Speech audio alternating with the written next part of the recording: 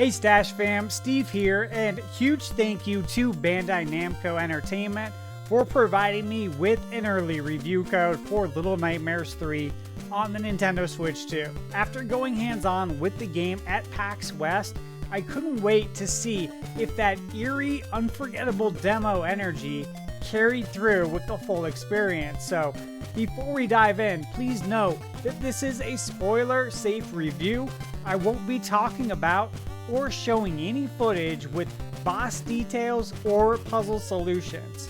And everything you'll see here was captured by me in 4K directly on the Nintendo Switch 2, so you can get an honest look at how it performs on Nintendo's new hardware, and I will show you how it performs in handheld mode, because you're going to want to see that, trust me. So, dim the lights, grab your headphones, and let's step into the spiral together. Let's start with the story and presentation, because Little Nightmares 3 isn't just a game, it's an experience. This time, we play as Lo and Alone, two children trapped inside the spiral, a constantly shifting world of twisted realities within the nowhere. Each chapter feels like its own living nightmare, stitched together by invisible hands.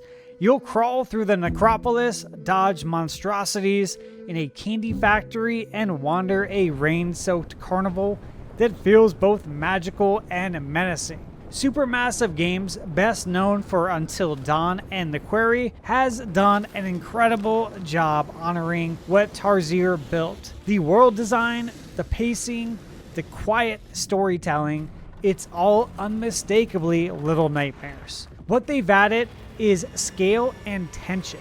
Every space feels alive and unpredictable. Visually, the Switch 2 version holds its own beautifully. The game's claymation meets dreamlike art style blends soft light, fog, and dust into a chilling atmosphere. The way the lighting flickers and briefly reveals your surroundings is pure artistry. And in handheld, the Switch 2 screen gives the visuals a richness that makes you forget you're playing portably. Now, let's talk sound, because in Little Nightmares 3, sound is survival. And this is where the game truly shines. There's no dialogue here.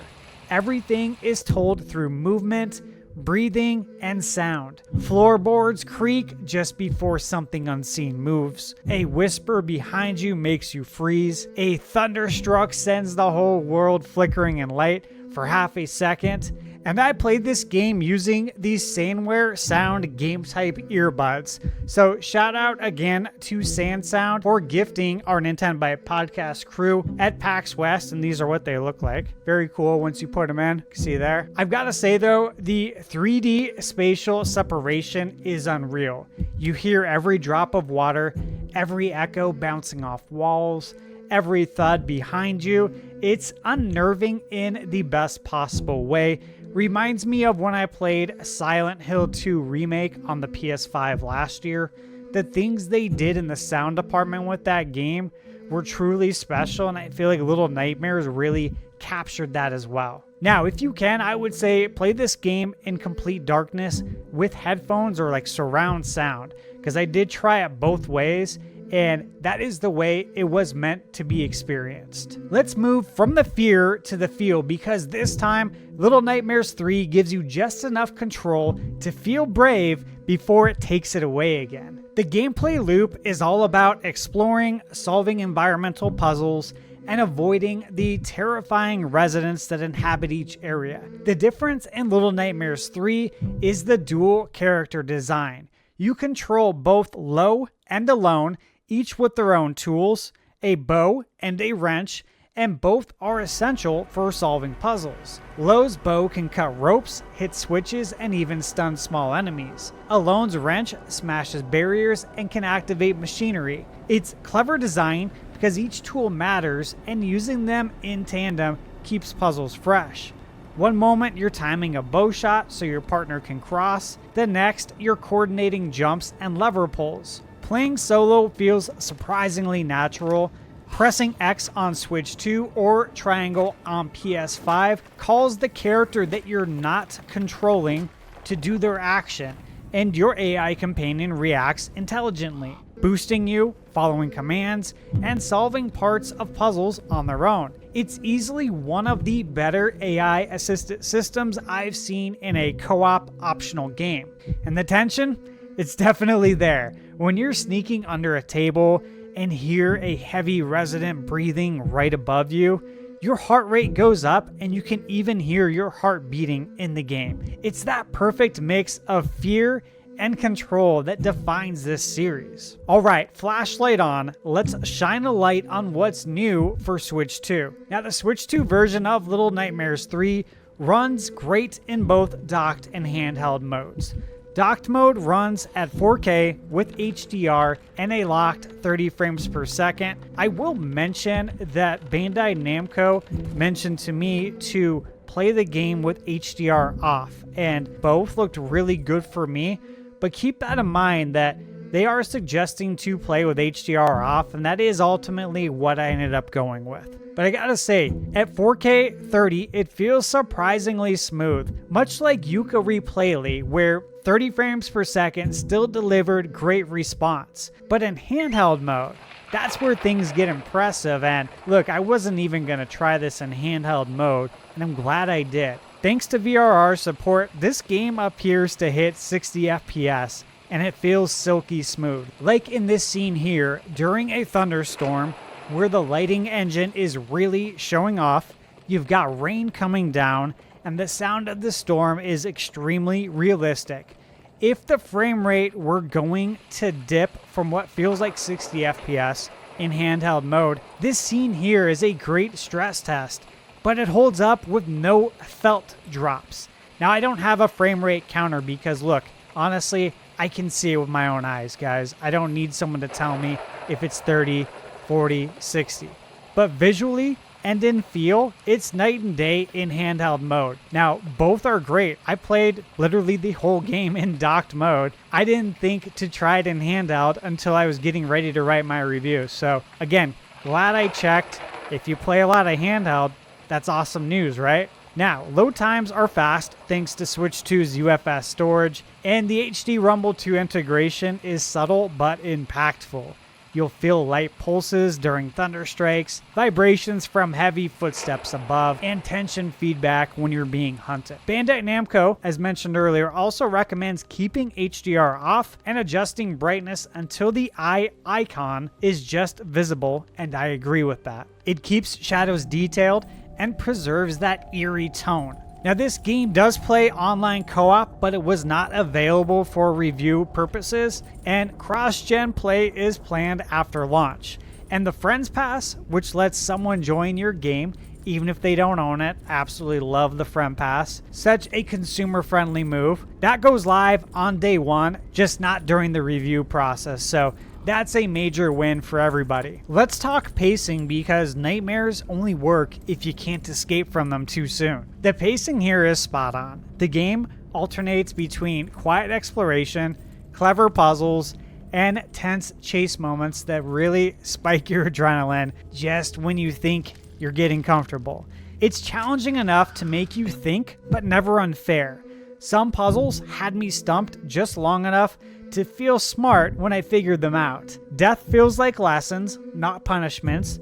Checkpoints are forgiving, and load times are short.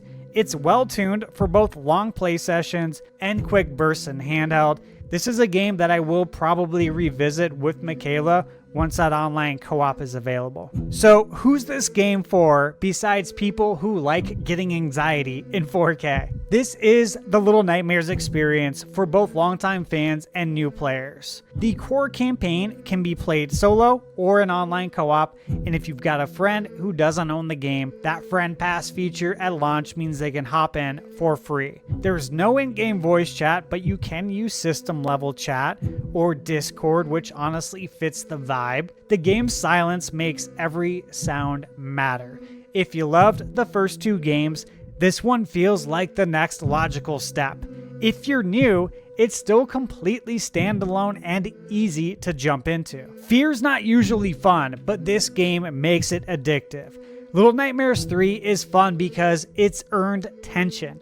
Every scare, every near miss, every close escape is handcrafted to keep you holding your breath, and it worked. The mix of stealth, puzzles, and limited combat feels balanced and rewarding. I can already see myself replaying chapters just to explore different routes or test co-op strategies. It's the kind of game that lingers with you after you shut it off. You'll keep thinking about it and the sound of the footsteps behind you. Now, zooming out, because this series has grown way beyond games. The Little Nightmares franchise has quietly become one of the biggest modern horror success stories. Over 20 million copies sold worldwide, a hit podcast series with over 2 million listeners, and even comic and VR projects in development. Little Nightmares 3 represents both a passing of the torch and a bold new chapter. Supermassive Games was a smart choice. They understand fear through silence. They didn't just replicate Tarsiers' formula, they refined it. The co-op system, the new residents, and the sheer atmosphere show that this series still has so much more to say without ever saying a word. Alright friends, now it's time for my final thoughts. Little Nightmares 3 on Nintendo Switch 2 is a beautifully crafted, haunting experience that continues to define what this series does best, using silence, space, and imagination to scare you smarter, not louder. The performance in both docked and handheld is excellent, the lighting and shadows are phenomenal, and the dual character puzzle design adds a new layer of depth. I can't stress enough how much the audio elevates everything. It's what glues the experience together.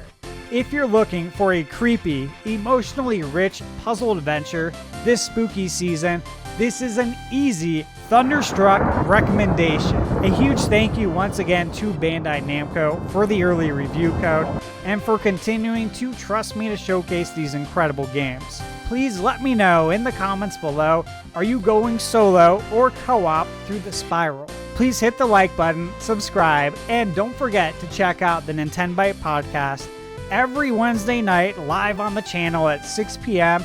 Arizona time with Nintendo Prime, Gamebird Classic, and Eric Moore, where we talk all things Nintendo with new and reoccurring guests each week. And as always, remember, you're never too old to play video games.